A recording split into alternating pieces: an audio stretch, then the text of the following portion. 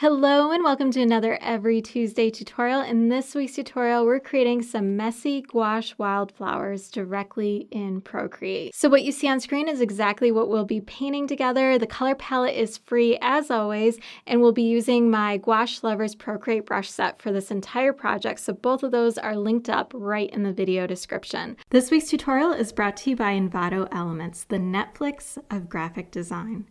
Envato Elements is packed with thousands of creative resources, making any project quicker and more professional. My favorite is their Procreate brush section, where you can download and install beautiful brushes and design elements in a snap. They've even generously provided Every Tuesday viewers with a, ready for this, 70% off coupon, so you can try it out for less than $10 a month. It's limited time though, so be sure to hit the link in the video description and grab that insanely valuable coupon and go on your own downloading spree. I'm going to start by creating a brand new canvas that's 1500 pixels by 1500 pixels at 300 dpi.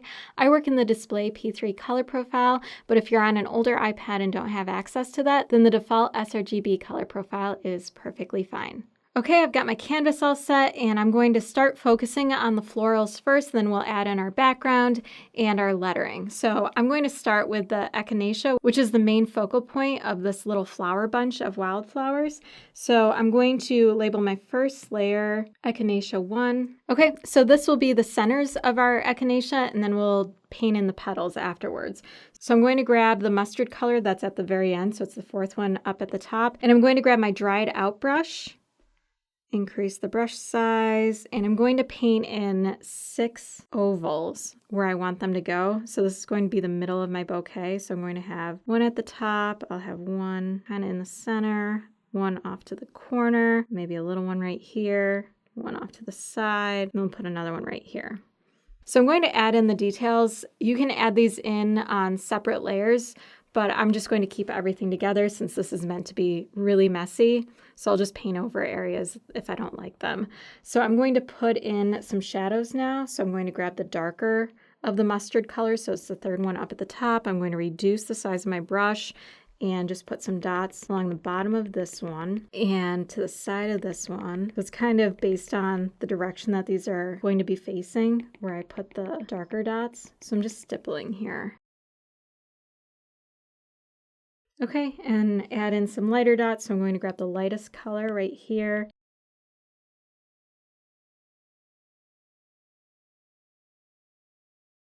Okay, once those ones are in there, now we're going to create the petals layer. So create a brand new layer. I'm just going to label this one petals, quicker.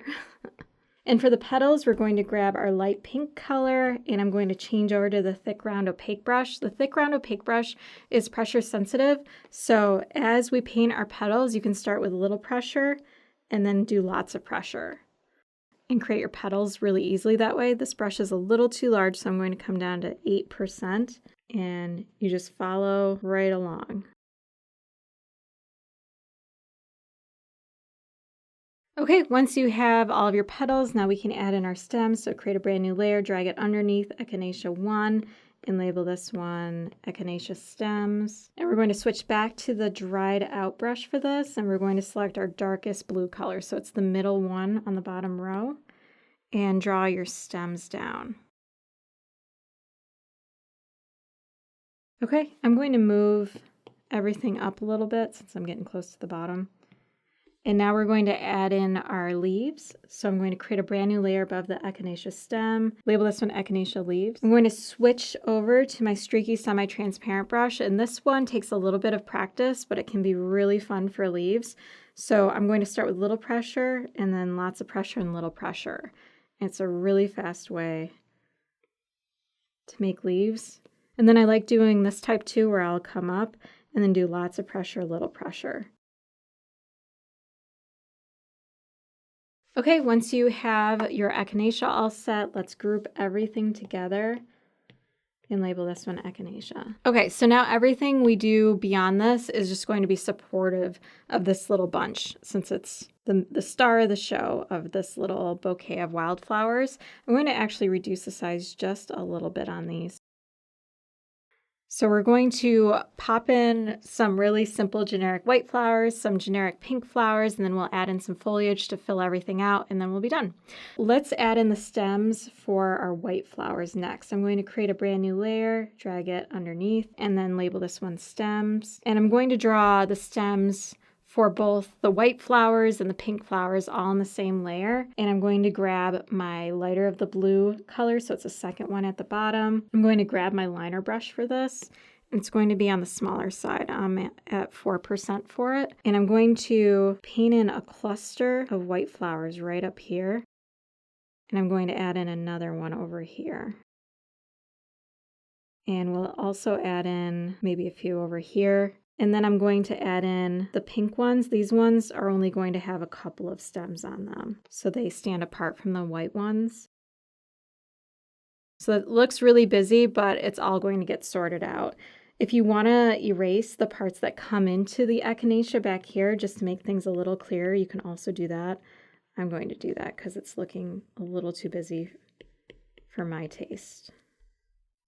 So let's paint in our pink flowers first. So I'm going to create a brand new layer, label this one pink flowers, and we're going to grab the dark pink color. We're going to grab the streaky semi-transparent brush. In the same way that we're painting the leaves, we're going to paint little pink flowers. They're almost like little flower buds. So you go a little pressure, lots of pressure, little pressure. So now is a good time to add in our background color because we're going to be painting white flowers. So I'm going to tap on the background color, and it's the first mustard color up at the top. And now I can create a brand new layer above the pink flowers layer, label this one white flowers. I'm going to grab the white color, which is the first one at the bottom row, and then switch to my diluted paintbrush, and I'm just going to put dots on the tops of these. And you can change up the pressure if you want different sizes. Want these to be a little more full, so I'm going to add some additional flowers straight to the stems. Okay, and now for the pink flowers, I'm just going to create a nice little transition for them from the stem to the flowers themselves because it kind of looks like they're just floating there. So on top of the pink flowers layer, I'm going to create a brand new layer and just label this one transition. And I'm going to grab the same color as the stem, so it's the lighter blue color.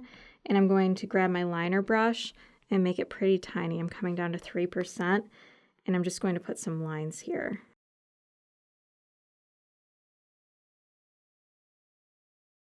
Okay, now we're going to fill this out with some foliage behind our bouquet. So let's group everything that we've done here. Group and label this one supporting flowers. Create a brand new layer, drag it underneath the supporting flowers group, and label this one leaves 1. For the leaves 1, we're going to add in some really simple symmetrical leaves. So I'm going to grab the darkest mustard color for these. So grab that, and then we're going to see wherever there's some gaps in here, we're going to paint these ones in. So there's a gap here, there's a gap here, maybe one right here and here, and we'll do one over here. So for these ones, it's just symmetrical on both sides. I'm going to round the edges a little bit since the other leaves were really kind of pointy at the ends. So this one's a little softer. It gives me a little bit of a contrast in shape here for a similar element.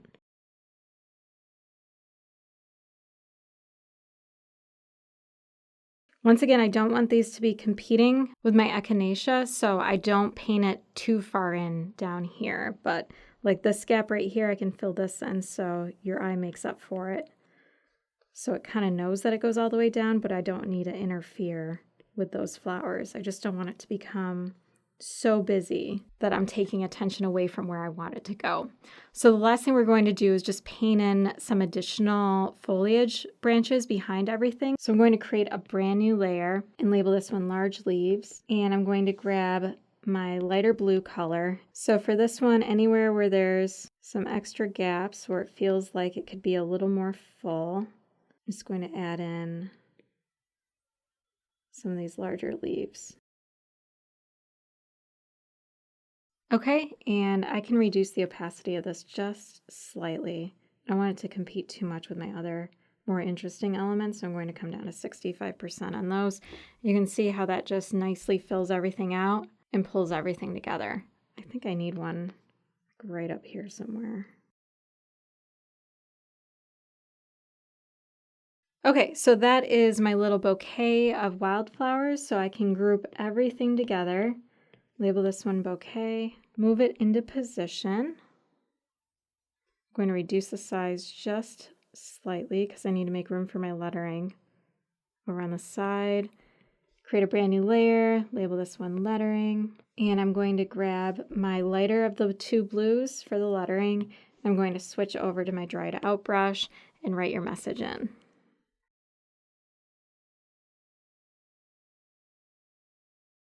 Okay, put it into position, and now we can add in our background paint streaks.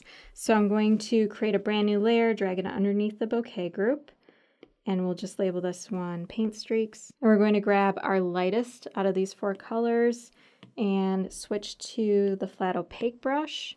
Make sure you're up to max size. And then grab your smudge brush, make sure the blender brush is selected, and go in the same direction. I push them in and push them out as well. And if it's too strong, you can reduce the opacity. I just want it a little subtle and nice and painterly. So that's how to paint messy gouache wildflowers directly in Procreate. Once again, links to everything mentioned in this tutorial are right in the video description, including the free color palette and the Gouache Lovers Procreate brush set. If you enjoyed this tutorial, please hit the like button, subscribe, and don't forget to hit the bell icon so you can be notified of new tutorials just like this one in the future. For more Procreate tutorials and freebies, head on over to my site, every-tuesday.com. You can also find me over on Instagram. My handle is everytuesday. If you try this out and post it there, I would love it if you tag me.